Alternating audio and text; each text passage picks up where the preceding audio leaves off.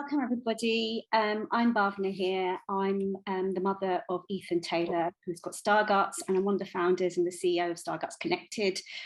We have got our lovely Alice and lovely Vicky here. They're going to be speaking about their experiences as being a parent with Stargardt. So Alice has got a little one-year-old boy called Ezra. And Vicky has got two teenage children with Stargardt, and so they're going to be talking about their journey, their sort of challenges, what's been really helpful, and any tips.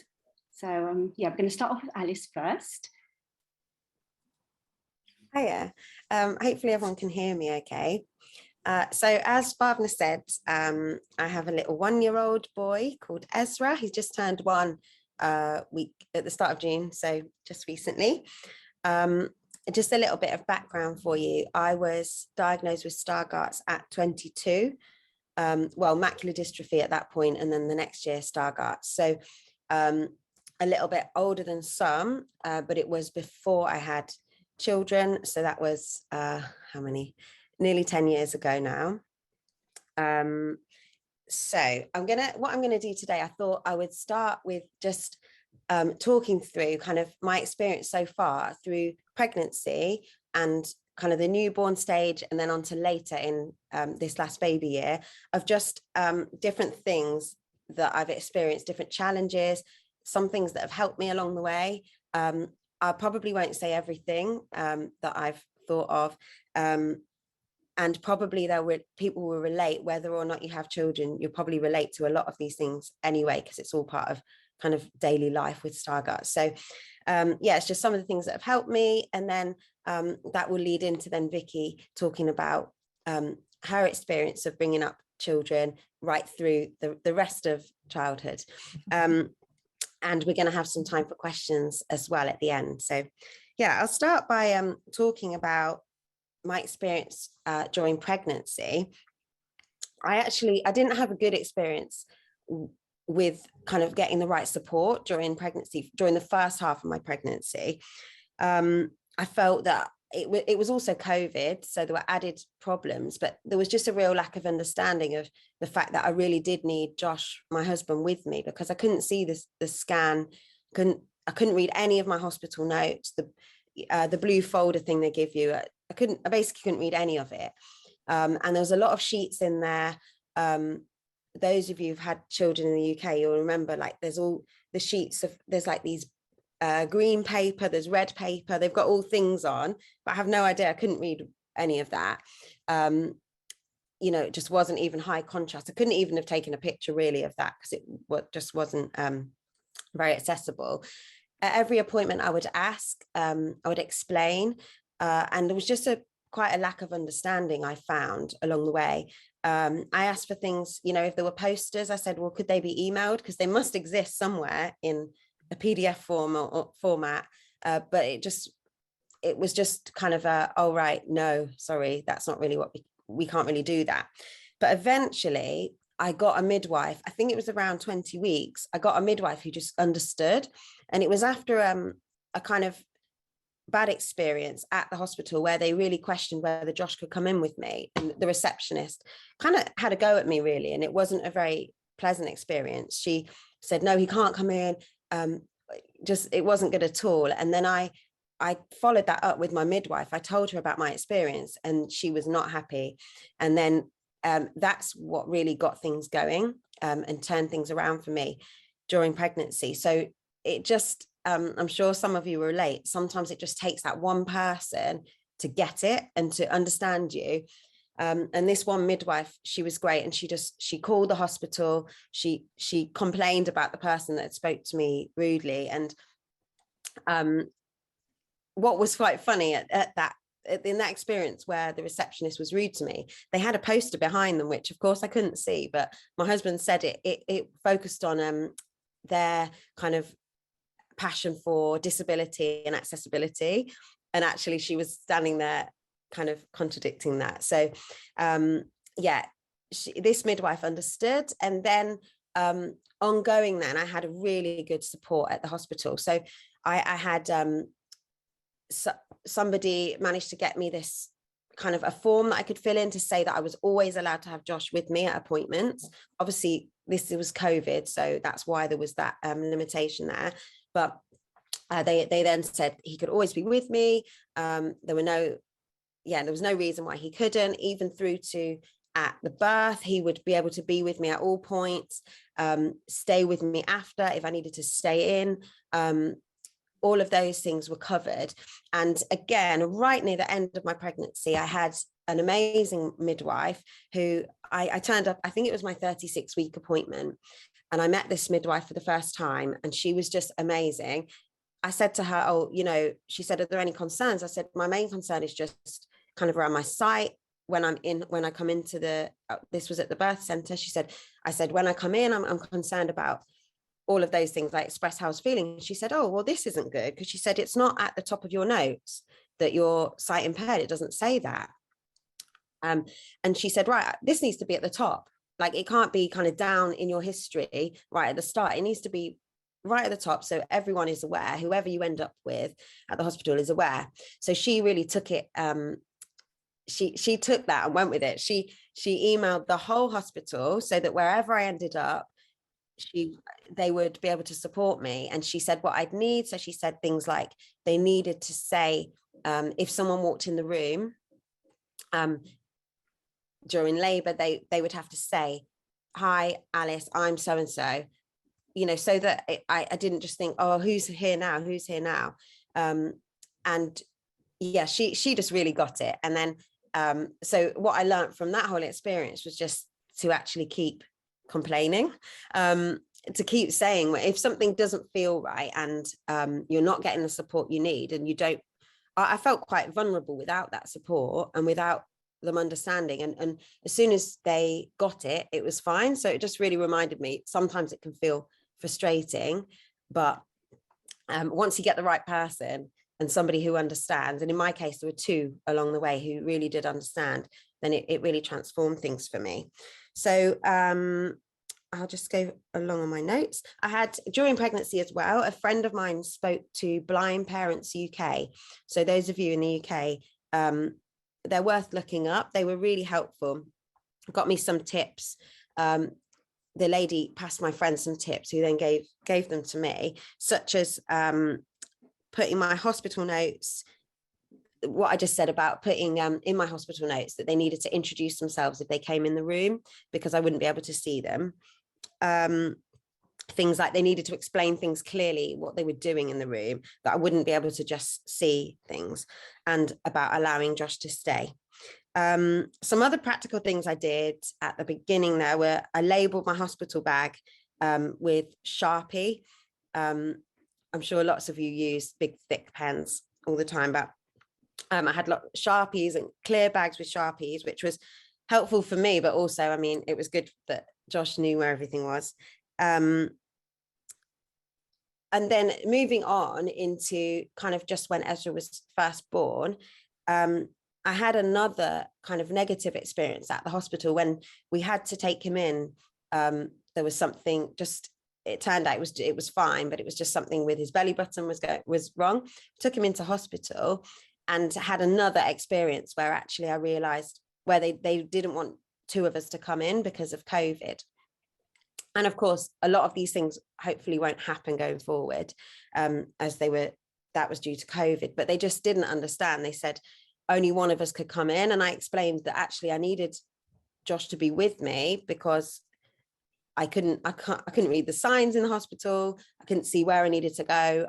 They wanted to know detail about Ezra that I couldn't see fully, and just didn't really understand. But what we learned from that experience, Josh and I, were that actually, whilst I'd had the support had been now put in place at the hospital during my pregnancy, this was now new. This was a new kind of part. This was like, okay, me as a mum now, actually, I'm going to have to continue advocating for myself as a mum and getting the support in place now, because actually it's a separate system, I suppose, in the hospital. So onto newborn, when he was born, one of the most useful things I had was I had a doula, which I don't know if everyone's heard of that, but it's kind of like a mother's helper. So it's some of the midwife kind of stuff, but not medical. So they're there to support you. They can support during birth, but I had her mainly supporting when he was a newborn. And I paid for this with personal independence payment, PIP. So that allowed me to be able to have a little bit of support. I just had her a couple of hours, 2 afternoons a week during that early time when my husband was back at work. She did things like she helped me with breastfeeding and was able to just see what support I needed in terms of my sight. She took me out on my first walk with Ezra on my own in the sling, because I was quite nervous about that. Just took me on the local streets. She also gave me a chance to rest my eyes, because I'm sure some of you as well experienced just really tired eyes from Stargardt, and obviously on top of kind of newborn, awake all night kind of thing. That really helped me. And now some practical things is, I remember coming a couple of weeks in, or maybe even just only a week in, I felt like I was surrounded by this sea of white. There was white bedding, white blankets, white baby clothes, because we didn't know whether we were having a boy or girl, so everything was white. The muslin cloths were white, and I was just kind of in the middle of the night, all bleary-eyed, and just everything was white, and there was nothing different contrast for me to see, and I just felt like I couldn't see anything. And so I got some colored, they did on Amazon, they did these bright colored muslin cloths. They were really good. I borrowed some bright colored blankets and some pillowcases from my parents, just bright colors, so that I just could see what was the pillowcase, what was the clothes, what was the muslin. And that really helped me, especially in the night. One really practical thing that has been great I organized my bedside table. So at that point, I had all the stuff I'd need, including snacks in the night and water and all the things. But I couldn't find anything, again, without turning the light on and properly looking. But you've got to do that with a newborn in your arms. So I just we already had this thing called a stacker. They do them I think they sell them at John Lewis. It's like a kind of bedside table organizer. I actually bought it for my husband for Christmas or something once, but I've now taken that. It's now mine. And it goes on my bedside table, and it's got these little compartments, and I put everything that I needed to hand in the spot, and that's where it is now, and it just stays in the same space, so I can find that in the dark without even having to look, because everything just lives in its little space. And I had a similar thing. I had a clear pencil case for in the daytime, so that when I was sat feeding, I just had everything I needed in one place without having to kind of scan the room and grab everything in a rush when he needed feeding. We'll skip forward a little bit. Where are we? I labeled all the clothes, and this is something that I got a friend to help me with, and also the doula helped me with. I labeled all the clothes with like the size of them in a Sharpie on the label, because I'm sure others of you find it almost impossible to read the labels on stuff. And at the start, where everything had everything all in different sizes, and didn't know what was what, so labeled everything with a Sharpie. That was a real help. Our thermometer just happened to be, I think it was by chance, just happened to be a backlit one with really large numbers. They're probably about an inch, the size of the numbers. So that's been really helpful, because I've realized actually there are other ones that are impossible to read and are not backlit. There's some things I do struggle with. I can't cut his nails, for instance. So that's Josh's job. I daren't, because I can't cut my own. So I wouldn't want to try with him. I borrowed some sleep suits that had zips, and they were much better than the poppers to do. Now I do use the poppers, but I just feel them to do them up. Okay, so I'm a bit more thinking about day to day now with baby. From the beginning, I was out and about quite a lot. That's just kind of the way I've been, and what kind of helps me. So I quite quickly, whilst I said I was really nervous the first time going out with Ezra, I did quite quickly get pretty confident at that, going around with the pram and the sling. I had to get a lot more organized as well. I think probably every mum or dad experiences that anyway. I do use my symbol cane when I'm out and about, and I probably use it more now that I'm a mum than before. I don't use it when I'm just going for a walk in my local area, but I do use it, say, on the tube or to get the bus. I find that it helps people to be more patient with me. Say, a bus driver, they're more likely to just stop and wait and give me that time to get on. And if it's the wrong bus, they're not going to be annoyed at me. At classes, I've found it really, like baby classes, I've found it really helpful personally to tell the instructor. And I know not everybody would want to do that, and I understand.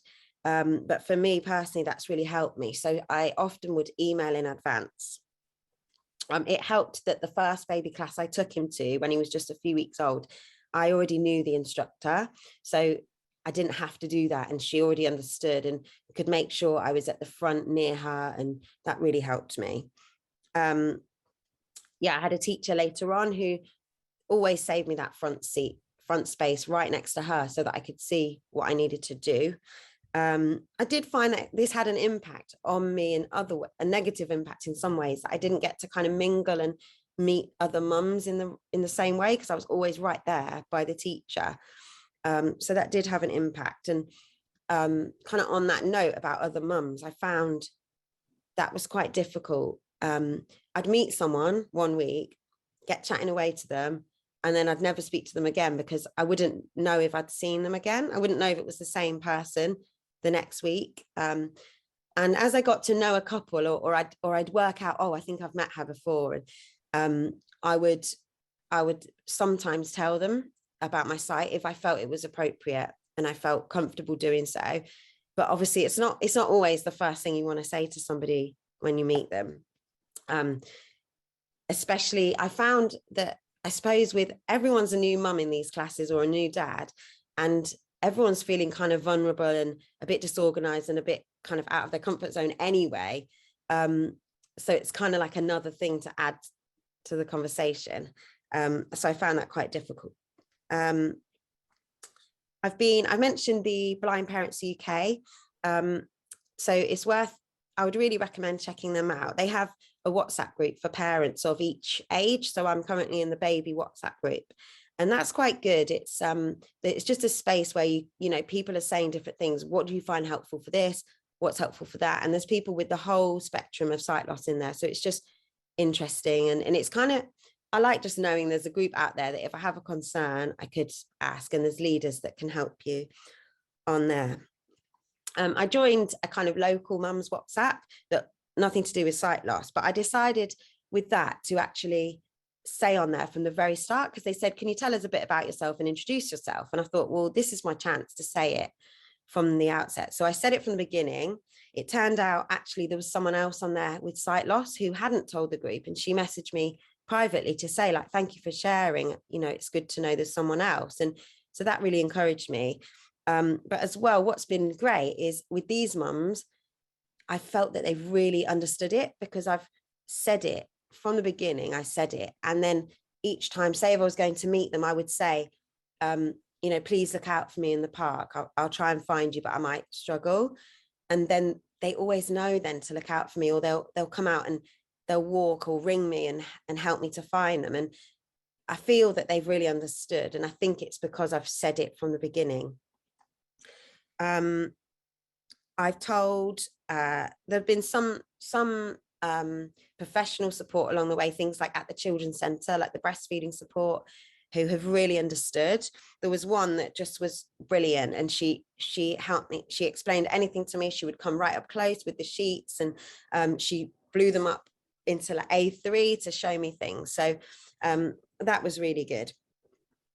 Another practical thing is I do struggle with some of the books, and hopefully some people might have advice around this, but there are some of the babies books we've got so far. There are some I can read because the font is so big. And especially if they're really predictable books like the That's Not My Cow and things like that, you can kind of make them up, or you memorize them as you go along. But there are lots that I can't read. And so I suppose I save those for grandparents or my husband to read. So I don't know if there are if there is something that would be able to help with that, maybe others will know. I found it really important to rest my eyes. As I said, the doula enabled me to do that a little bit at the beginning. I've tried to do things like just find a moment in each day, especially when he was younger, to rest. So if he was sleeping in my arms, for instance, I'd actually try and put my headphones in and just rest myself so that I wasn't just constantly, say, scrolling on my phone or something like that, because otherwise I just know my eyes will get too tired, and I get lots of flashing when they get so tired. Or I've had a nap with him as well. I think probably the final thing to talk about, there's two things left, is feeding. So once he got to eating, and travel as well. So with the feeding, we decided to do baby-led weaning, which is where they kind of eat basically what you're eating, as opposed to kind of purees and things, which we decided to go with, partly because on the Blind Parents WhatsApp group, there was a discussion around it. People were deciding which to go with. People seem to kind of go one way or the other at the moment, or a mix of the two. And I saw on this Blind Parents, a lot of them said, actually, I found it so much easier to do baby-led weaning because I don't have to cook another meal. You know, with sight loss, have it to cook an extra one as well and kind of whiz it up and all of that. And so because those other mums with sight loss said that they found it best, I thought, well, that sounds great. And I was quite nervous at the beginning about seeing Ezra pick up the food and being able to watch him carefully enough to ensure that he was doing it right and he wasn't going to choke or anything like that. But what I decided to do was just to educate myself about it. So I went to a course at the Children's Centre, like a free course about feeding. So I'd go every week with him. And that just gave me the confidence to do it, and tips on recipes, things like that. I also did a course online, another free one with La Leche League, a charity, about it. And it just, all of these things just gave me confidence to just go for it and not worry about it, and just trust in what the method that we were going to use. I do sit really close to him when we eat. And now he's quite a lot older, obviously he's a lot more confident, so, and I've grown in confidence as well, but I did sit really close to him at the start. Where am I? And I use a lot of stuff on the Blind Parents. They'll say things on there to do with feeding, and I also use Instagram a lot for feeding ideas and simple things to cook.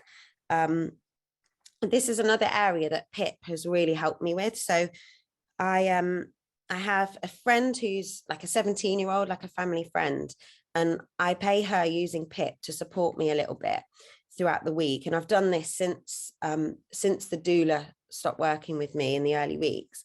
I've paid her just for a couple of hours a week to help me mainly with recipes. So she'll type all of my recipes. I've made a template of what font size I need, what color I need it bold, etc. And she will type up the recipes that I find or that I get sent online or something like that. And she'll type them up so that I can see them. And then I have them on my iPad in super large. And that's really helped me.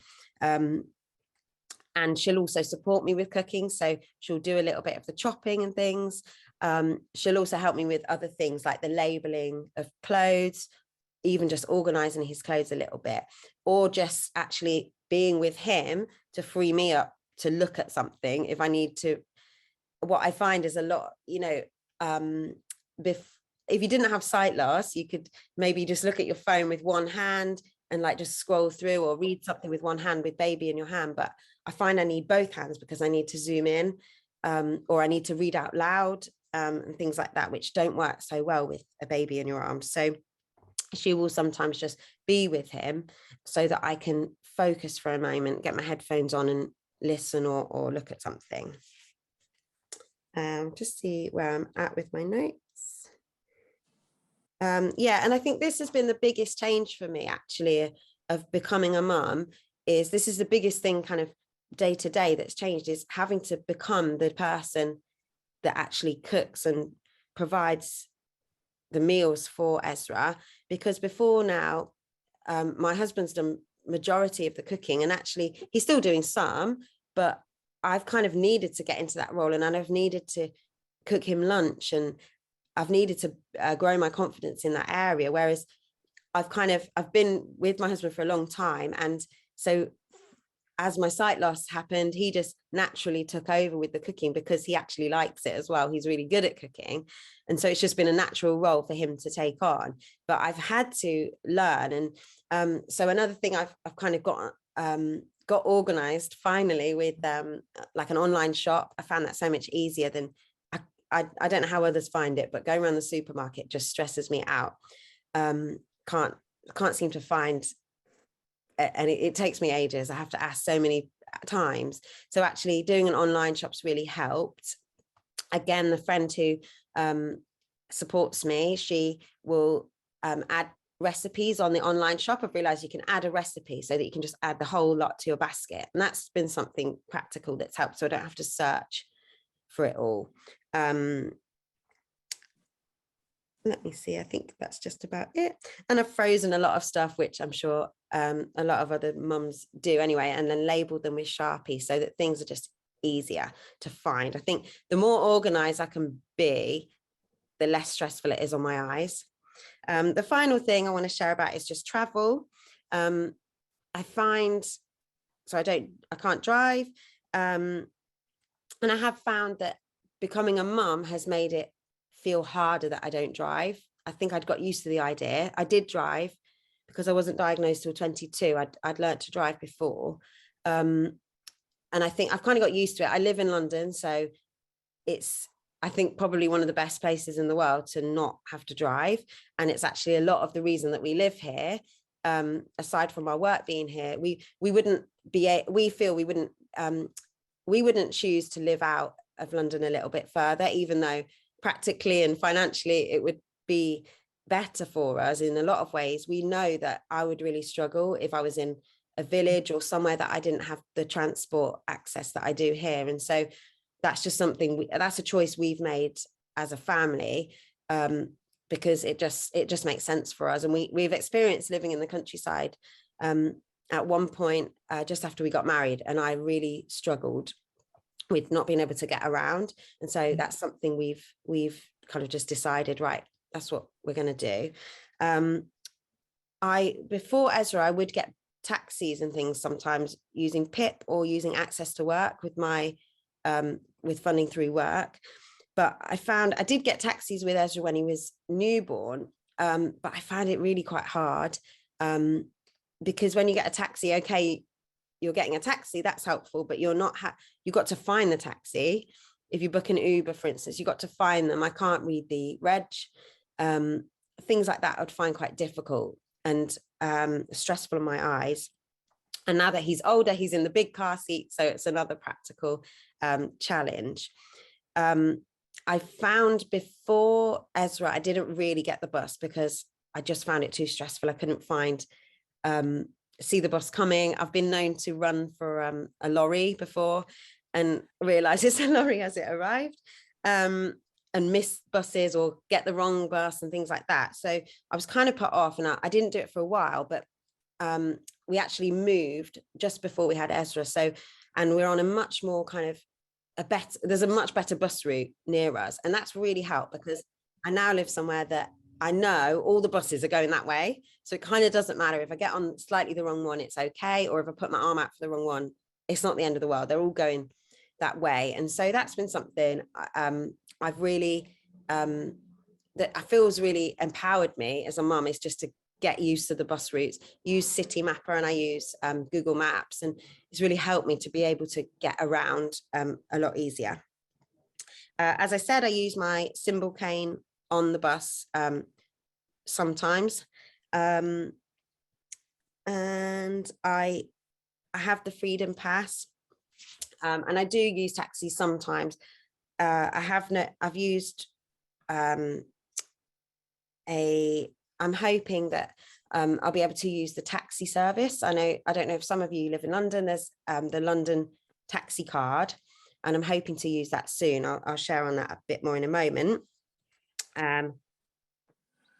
Final couple of things is the nursery. So Ezra's been at nursery now for about 6 weeks, and I told the nursery staff from the beginning about my sight loss, and actually so far they've been brilliant with it. They seem to really understand. I suppose coming from an educational background, they're probably dealing with SEND needs and things like that, and they just seem to get it and understood from the beginning. So far that's been really good. I do find it hard sometimes when I pick him up. When I get there, I can't see if he's crying or if he's happy until I've actually got him in my arms. So I always find it's a bit awkward. I'm like, hello, and then it turns out he's screaming, or he's happy, and it's a little bit of an awkwardness, but they probably don't notice, but it's just something that I experience. So I do have some concerns about the future. Things like he's just about on the cusp of learning to walk. Once he's running off at toddler groups and things, what will that be like? I don't know yet. School pickup, being able to find him, help him with his homework. Books, as I shared before, once the books are normal size font, how will I help him with that? Things like going into shops, picking him up from parties, and just not being able to drive, as I shared. There are some errands that I sometimes think, I just wish I could just go and do that quick thing, and it'd be so much easier if I had the car. But what I have learned is that with the right support in place, it can be so much easier. And that for me personally, it's been great to ask for help. And including financial support, because there is financial support out there for those of us, especially in the UK. There is PIP, there is access to work, which I'm reapplying for now with my job. I'm currently in the process of being registered as severely sight impaired as opposed to sight impaired. Just from my last checkup, things had slightly changed. And whilst that was a bit of a shock to the system, because I kind of was like, right, this is where I'm at now. This is what it is. And actually it's changed slightly, putting me into that next category. I actually know that in the long run, it'll be a positive, because I know that it will lead to more support. So such as what I mentioned before, in London, there's a London taxi scheme. I'm not quite sure how it works yet, but you get, I think it's 1/3 off black cabs. And so I'm sure that'll be able to help me a little bit. I can, especially with Ezra, I can get in a black cab with the pram and things like that. I've personally just found it easier to share my sight loss and to voice my concerns right through, as I shared in pregnancy. If I hadn't have kept fighting and saying what I needed, it might not have turned around in the way it did. And that can be frustrating and really tiring. And especially in pregnancy, I was like, this is the last thing that I need. I just need it. I was tired and all of that, but actually it did work out. And I've also reached out to Moorfields, because at the last appointment with the changes, they offered counselling. And I thought, actually, there's been a lot of change going on in my life, and the sight loss changing just slightly as well. And actually, yeah, it would be a good time to have some counselling. So that's kind of where I'm at. I thought hopefully that will lead nicely into Vicky sharing about her experiences. Right, thanks, Alice. I can certainly relate to some of that. I'll just quickly introduce myself. So I was diagnosed aged 30, mid-career, driving, playing in an orchestra, full life, basically. So it was a bit of a shock, except that I kind of knew what was happening, because my sister had been diagnosed 10 years before as a teenager, and she'd explained to me, I'd said to her at one point, what's it like for you? And this was obviously before I before I was diagnosed. She was like sort of not reading, being able to read the middle 2 letters in a word. So the minute that happened, I was like, oh, OMG, I think this is it. This is what it is. So basically, I'm going to probably just ramble a bit. I've got some sort of various things going on here. My children are now 16 on Monday and 18 tomorrow. So I'm currently also into the 4th or 5th week of GCSE and A levels. So it's all been fairly full on here. So I've just been trying to just sort of keep enough food in the fridge and all that sort of stuff.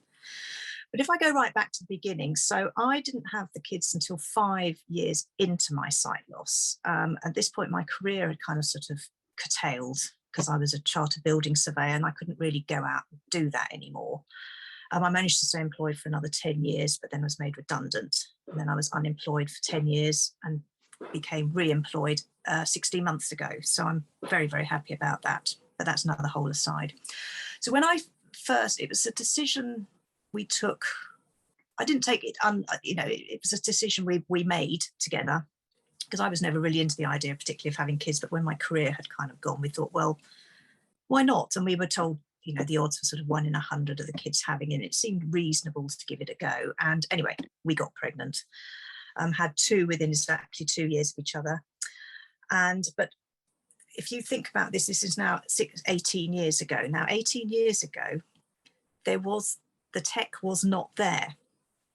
My husband didn't have a car. I had obviously stopped driving. So basically we were either on bicycles or on public transport. So I never ever had that baby seat, baby car option. I was always on public transport.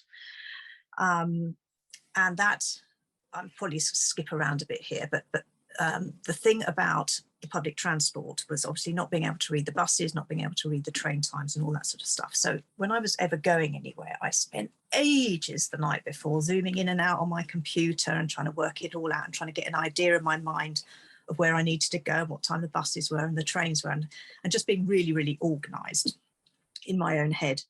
And I've lived now here. We moved here when Alexander was just before he was a year old. So I've been here for 17 years. So I'd learned familiarity with the bus stops, and over time what bus stops went where, largely from learning about it online and then recognising which buses were the big buses, double deckers, and which were the single ones.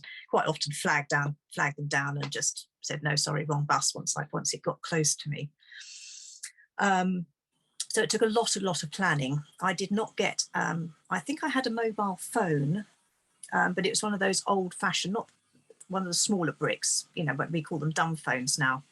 And it was very, very difficult for me to read any text on it. But I did have that as a sort of, if I needed to ring somebody, I guess I could probably use that. But I didn't have anything else. It was all in my head, all this planning in my head, and sort of double buggies and getting around. So one thing I did do very, very early on is, as soon as my son, aged probably not much older than Ezra is now, once they start to recognise what a bus is, they can start seeing the bus for you. And then you can start trying to teach them numbers as they go. Obviously, he's a little bit young for that, but sort of from the age of sort of even sort of 2 or 3, once they sort of hit nursery and they're getting on for that, they do start to learn to recognise these things. So I think I must have just taught numbers, because even if he could recognise that there was a 4 on the bus, I knew immediately it was either going to be the 164 or the 154. If it was a little bus, it would have been the S4. And I didn't get on the S4 ever, but I knew where the other 2 went, and things like that. So I would just use them to help me. And I asked my son this morning if he remembers me being a blind mum, as it were. And what he said is he just remembers being asked to read the buses. So it's quite interesting that he said that this morning. And my daughter's thing was that all her friends thought it was a bit odd that I didn't seem to be looking them in the eye, because of course I was always looking over their shoulder. Because I know all about eye contact. So I always try to look at people. I'm looking straight at my iPad now. I can't see anything. But so I know that my eyes do flick, and I do remember getting some very odd looks from children in the past. But she remembers them. She doesn't remember a lot about it, but I remember being slightly aware of that. Anyway, I'm going to digress now a little bit and just talk about, I was always very upfront about not being able to see. I never specified exactly what the condition was or anything like that, because nobody's going to be interested in that. But I always would say, when I got to meet parents in the pickup, on the school pickup, or at nursery, because mine too went into nursery at 6 months old, when I went back to work. So I was also working full-time with one, and then I went part-time with both. And I was just always very upfront. Look, I just don't see very well. might need a bit of help with this, can you read this out? So they would read out the little diary to me when I got there, because the little handwriting, oh, he ate really well today, we did a bit of Play-Doh and this, that and the other, and they would read that out to me, because it was all in their handwriting, which was lovely. So, and they would just talk to me. They would understand that I couldn't read the stuff, and I would just say, look, I can't read that if I'm in a supermarket. Can somebody just tell me where something is? And if I like somebody, I'll say, look, if I see you in the high street, I might not see you. If you walk more than 2 meters that away from me and you're walking that fast that way, I'm not even going to know you're there. If you do want to come and say hello, like Alice was saying earlier, hi Vicky, it's whoever. And then you clock. And as you get to know people, you get to know their sort of physique, don't you? And the way they sort of portray themselves and their voices, and their sort of shape and their hairstyle and stuff like this. So I've always been really open about it, even at the bus stop, flagging down the wrong bus. Okay, sorry, mate, couldn't see, and so I've always been very upfront about that. And I think that's helped, because I've just said to people, just tell me stuff. Can't remember much about the baby stuff. I'm not going to deal with that now. But on to reading, which is another thing that Alice mentioned. Now, what I did was, as I said, I started trying to engage with, just numbers. And I didn't have any tech back then. I didn't have any tech until I was 6 and 8 years old, apart from my computer, which of course was stuck on the desk in a different room. So I got to grips, I can't quite remember, I got to grips somehow with the way they teach, and it might have changed now. So you sort of ABBA, and all those sort of things. And I think at the time I was able to get little, because even the internet was in its early stages then, I managed to get some discs and stuff. You can get discs, and it was like yogurt and bananas, and there was all that sort of stuff. And I kind of just got to grips with that. And as I picked it up from school/nursery. And I was just able, once they got to reading the books with the really big text, I just somehow, I was led by them, I think. Once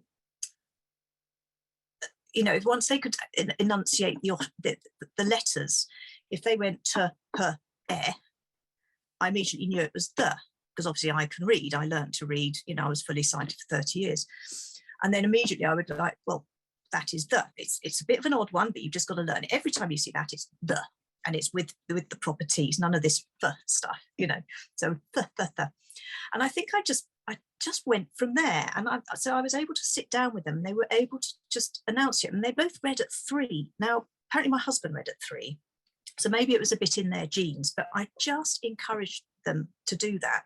And we read books. Well, my husband did most of the bedtime reading then. We did books bedtime from 6 months. Alexander had The Snail and the Whale and The Gruffalo and all those sort of things. And 1 or 2 of them I still know off by heart, because I just kind of learnt them off by heart. I also had the discs.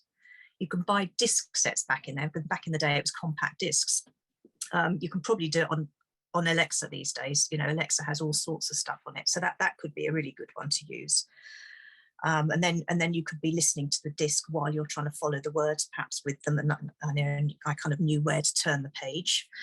But I'll give a quick example. I had a message once about a friend of mine who'd just been diagnosed with something, the C word, and my son, aged about 4, was trying to read this text on this old phone I had, because I knew she'd gone for some appointments. I got him to start reading off, and then he went blah blah blah, and then he went k, her, m, o, blah blah. Right, okay, don't need to tell me anymore. That's fine, because obviously he was, at that point I didn't want to go into the whole. Luckily he was distracted by the train coming. He didn't actually want to know what that meant.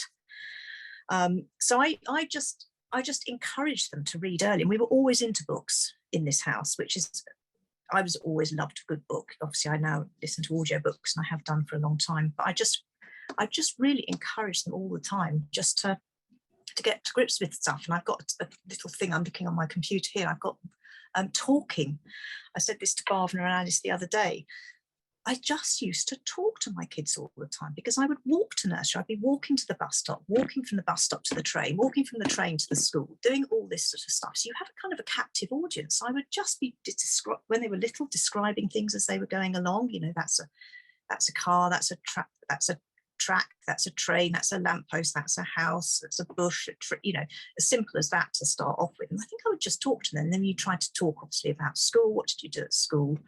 And I think just, you know, now they just run away. It's like, Mum, just shut up, you know, because obviously they're not so interested in what I've got to say now, unless of course they want to talk, in which case it's fine. So I just took advantage of that. And I think they've become quite, they've always been very, very conversant, you know, and I'm very confident in their talking. Whether that's got anything to do with me or being a Stargardt's parent, I don't know, but that's the way I've done it. So I did a lot of reading to them and talking to them, and as I say, encouraging them to help me with the buses and all that sort of stuff. So I kind of had an idea where the bus stop and everything was, and then I'd say, right, we're going to the doctor's bus stop. So on the back of that, also they have become extremely independent, you know, and I now trust them when they say they're going somewhere, that they'll be able to find their way, they'll be able to read the map, read the London, you know, all that. I mean, we live in London, so we've got all the public transport on our doorstep, and we never drove anywhere. Ironically, my husband's had a car now, I think, for about 5 years, but they, you know, they were big kids by then. And to be quite honest, he doesn't drive us really anywhere. So they learnt everywhere we went was on public transport, you know, apart from the odd holiday when we would hire a car. So they are very, very independent. I'm very proud of them for that, actually. I think they have done very well on that. Back to the sort of slightly reading. So I got my first iPad when it was 10 years ago now, 6 and 8, and this changed my life. Because what this enabled me to do, and obviously people can now do it with smartphones and everything else. So I got an iPad mini, so it would fit in my handbag. So what I could do then, I could do all my planning on that. So on the Safari, on the internet, you know, you can look at the bus times, and then I would screenshot a bit of the map. Because at 6 and 8, they were then able to help me read the maps. If we were going to a party, and I never didn't get them to a party, not on public transport, and I'm quite proud of that. Somebody called it a superpower, and I did something. So I was just like, oh, that's kind. I'm not sure it's a superpower, but it was something I was quite proud of. They never missed a party because we couldn't get there on public transport. And so I could then, so if we got off in a random place, completely unknown place, obviously I didn't know where I was going, and even still now I find it a bit frustrating, because it looks easy on the map that you're just going to come out of a station or get off a bus and you're just going to sort of walk that direction. You get somewhere and there's suddenly, if it's in London, there's 5 exits, you know, take the exit, or which exit do I take? So they were able to really help with that. And of course now I then, a couple of years later, I got a smartphone, and then I had it live, really going with me everywhere. So we now can see when the bus is coming. So at that point I'm like, right, the bus is in 5 minutes, we need to go in 3 minutes, get your shoes on, off we go, blah blah blah, we're going to the doctor's bus stop.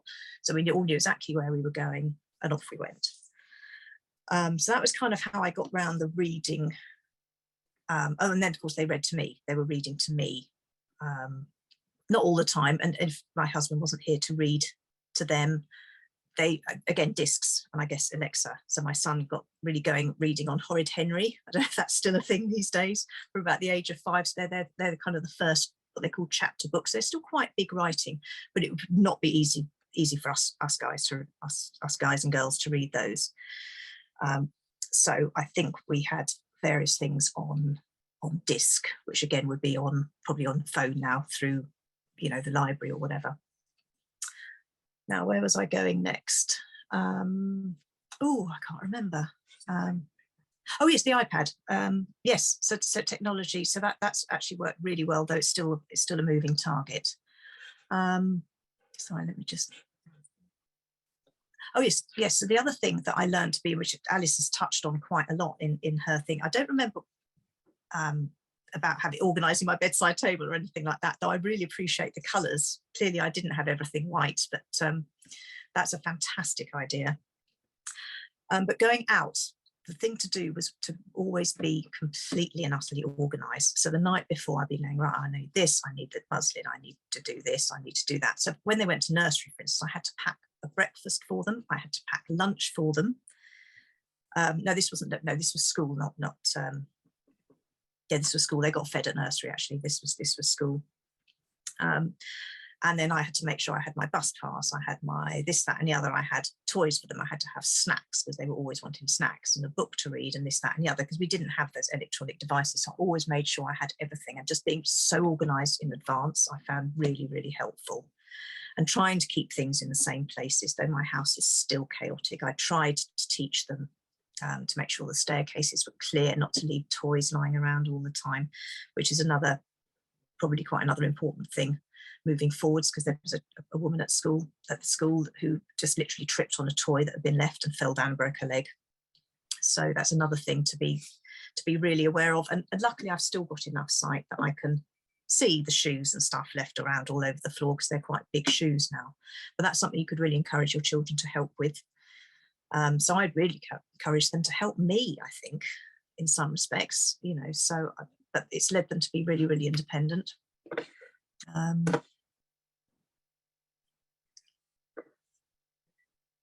What's that one? Yes, reading I've kind of covered.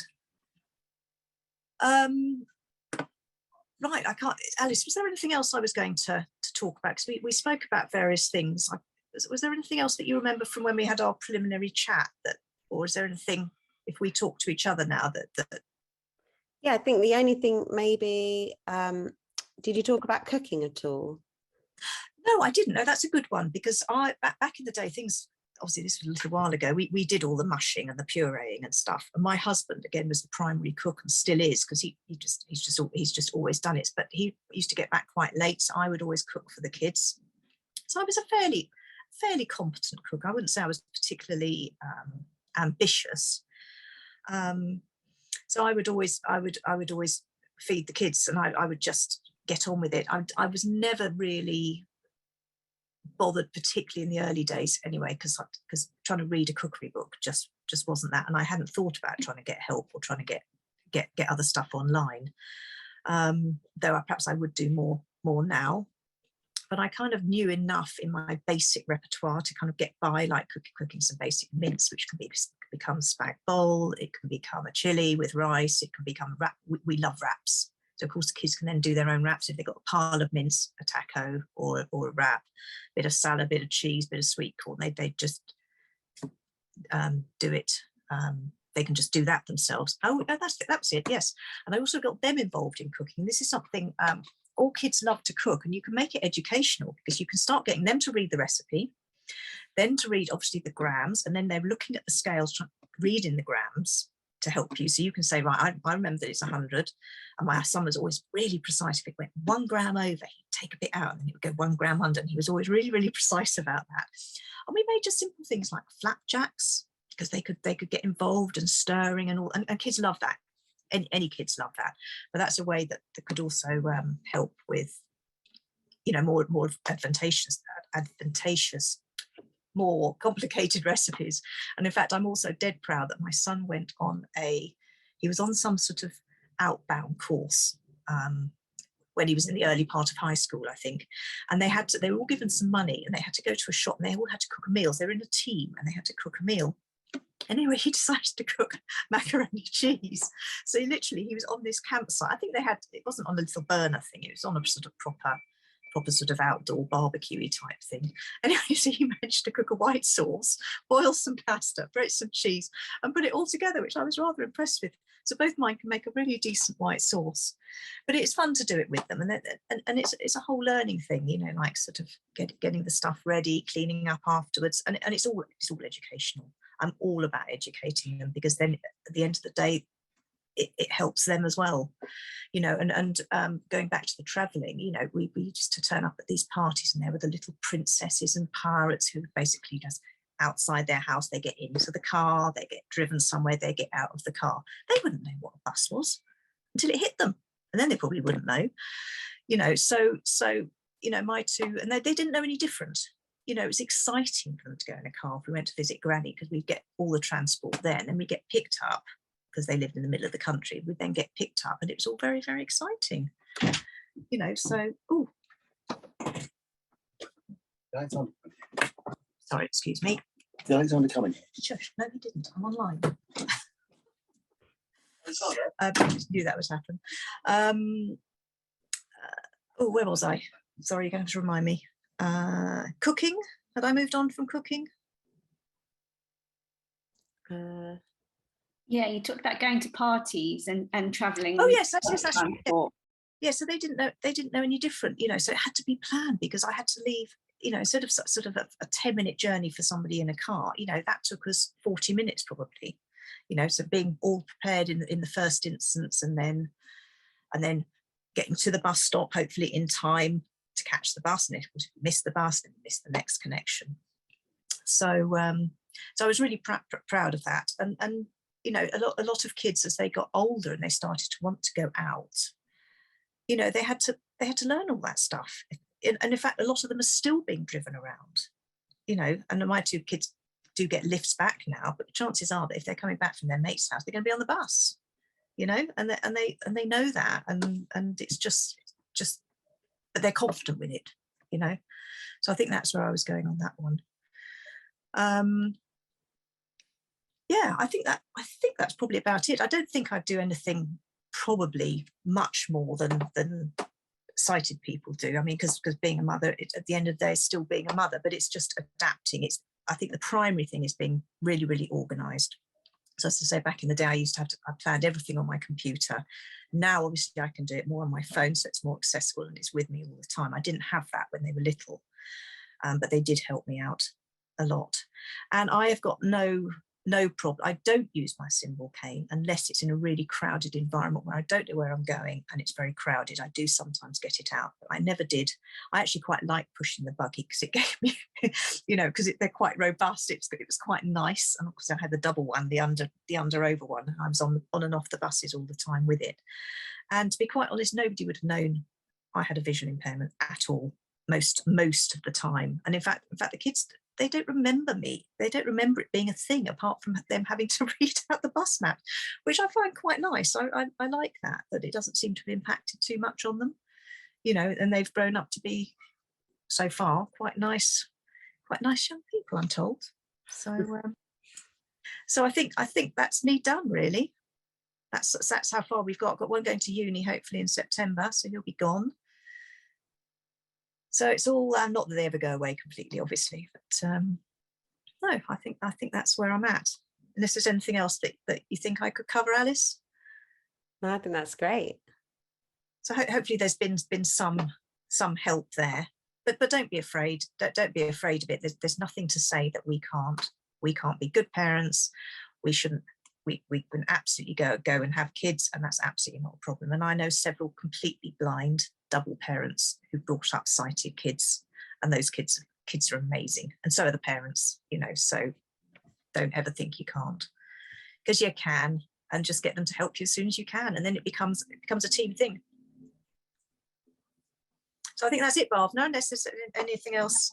I'm going to give you a round of applause, both of you. It was absolutely amazing, so insightful. You got, you know, just so helpful, and I think everyone will find it really useful. So I think you're both brilliant. You've embraced, I know, Alice, you're a new mum. You've definitely embraced motherhood, and Vicky sounds, you know, yeah, you've done a brilliant job. So no, thank you so much. It's absolutely fantastic. Pleasure. I hope some of it's been of interest. No, I think so. Help to people. Lots of tips there. Thank you so much. I'm going to just stop the recording now.